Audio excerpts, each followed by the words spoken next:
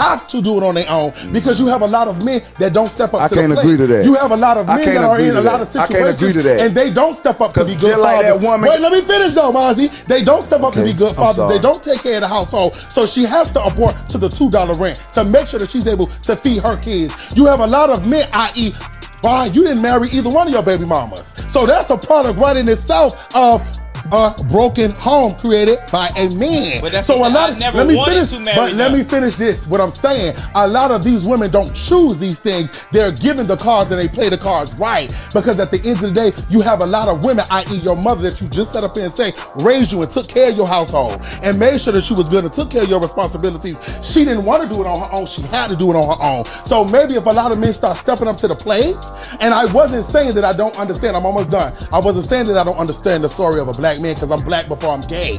But I do know at the end of the day that a lot of men are dealt the cards of doing what the fuck they want to do and they leave the bullshit to the woman so she's going to pick up the pieces. And these women don't want to do it on their own. A lot of them have to do it on their own because you have a lot of men. Yeah, that video kind of went viral on one of these blogs and everything. It's me. It's just sound one sided, one sided. As you can hear this guy, and let's just jump onto this, man. I'm sorry with you, Ronnie. What do we think about your take about specifically black men not being in father's life? Because I think it's BS. But go ahead, Ronnie. No, but I had a conversation with somebody about that. I think that's like a kind of like a false narrative because now because someone asked me a question. I was literally talking to a friend of mine about that. He asked me a question, said, Ronnie, around your surroundings, do you actually see the fathers in their kids' life? And I told him yes. Most of the guys that I know or I speak to on a daily basis, they're in their kids' life or they're working to provide for make sure their kids have shelter, food, and somewhere to lay pretty much, and also the care they need from whatever the mother need, they make sure they take care of it. So from my circle. Now I can't speak for the masses because I really don't know. But when I do my individually circle, I see that the men's are there. So that's why I say I think it's a false narrative. Now I think the guys they are referring to is the guys that actually don't want to be in the woman's life. And the end result being that they do harm to the child because at the same time, sometimes most of these you know we also believe in the aspect of one night stand. Sometimes a guy will like, yeah, she's my ex. I just wanted to get it in and call it a day. But at the same time, these men are not responsible enough to know, hey, I had to get two things. I had to get a vasectomy or make sure I wrap up so I won't have to pretty much bring someone into this earth that I know that I really don't want to take care of. And that's what I think that's what's causing a lot of these broken homes because some of these men don't want to be with these women, and these women are using their child as a way of a burden to try to keep the man. And not only that, but there's also some women which they don't talk about too, where they'll try to date a guy just to have kids with the guy and throw the guy away. They don't talk about that side of the story. So that also happened as well. But the aspect of the father not being there in the children's life, I find that to be a false narrative.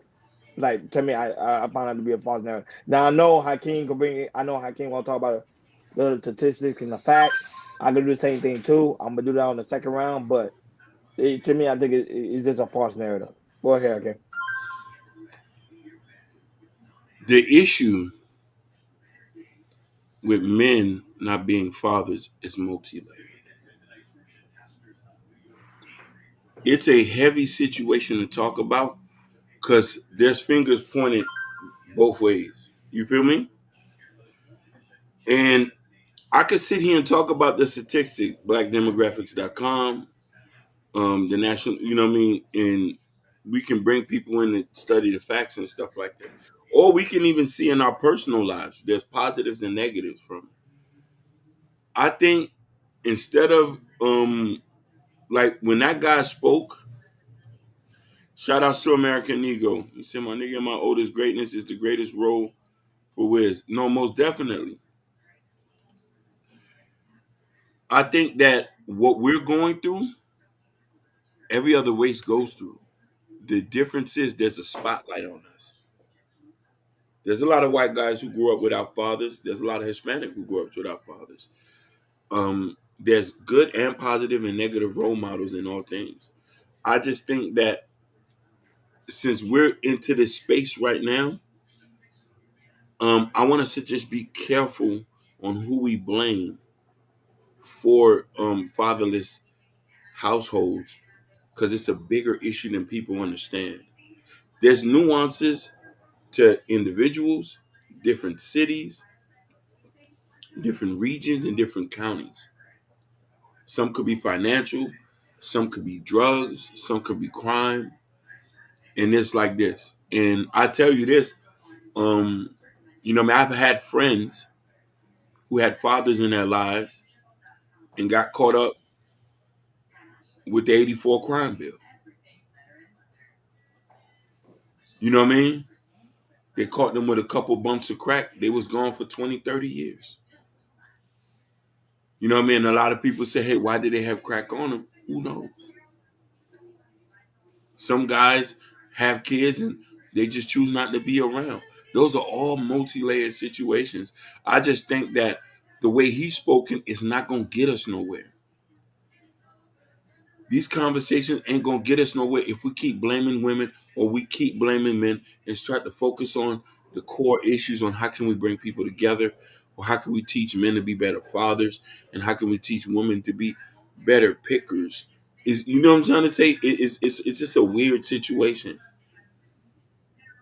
You know what I mean? Because the more we talk about this, then there's other splinter conversations say, F it, I'm not going to deal with black men no more. I'm going to date a white boy. I said, go ahead. Nobody's not going to be mad. But I want us to be careful to understand why fathers and are not in these households. Because if we want to try to fix our situations, we need to come with a healing heart first, instead of with a judging heart. I'm gonna go by what Hakeem said. What he said, there's a spotlight on us, besides black men. And I just want to let every black man know the word. There's always gonna be spotlight on you on anything you do, anything you do, kids, money, anything. It's always on the spotlight for us. As you see all these on social media of things, it's always a spotlight on us on anything. And it's me. For us as black men, it goes to another level. Please, in 2024, let's talk about not just the men talk about positive about black men, women too, because it needs to be addressed that how we got to talk positive to black men in period, for men and women. I think it's very, very important, because if we continue to talk positivities of what black men can do, because it's very, very little, it's extremely small. It's always, fingers pointing, black men don't do this or black women don't do this, whatever, whatever. And the thing is, it's like it's been heavy these last couple of years, especially on these podcasts and YouTube spaces and everything. We need to find a way, to switch it and talk positivity, because what Ronnie said, his circle of people that he said he see a lot of black men in children's lives. Same with three. Same with three. My friends, my family, they're there. They're there. Or if I go to certain events or anything, if I see family or kids or with their mother or father, or just with their kids and the father, I see that a lot. Especially here in Los Angeles and everything. Even though we're a small population, I see that a lot. Yeah, I just feel like we need to really push. I know, 2024. I'm definitely gonna push it.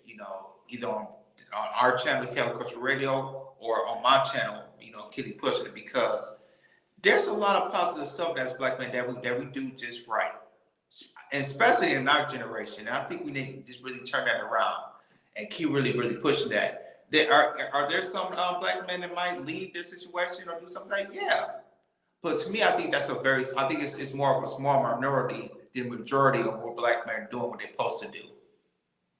And I think like I said, and I think in 2024 we can continue to turn that curve and really not just talk about this pointing out, make some shorts, make videos. I hope we can see more of this, like on Instagram, YouTube, of what? I want to see more black men with, if they got a YouTube channel or they have TikTok, Instagram, just say, talk about, how it is being a father, or show your kids somehow.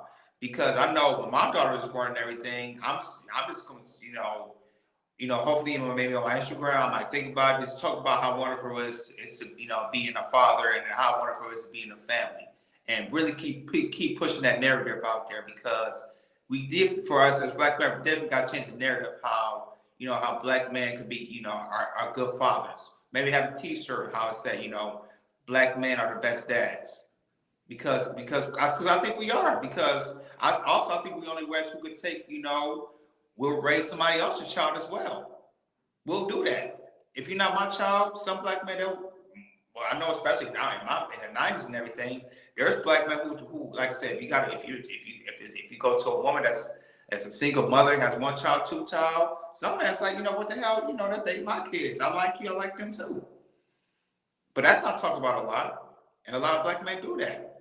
So 2024, all the Black men, if y'all can hear me, listen, let's change the narrative. I just want to talk about how wonderful we are.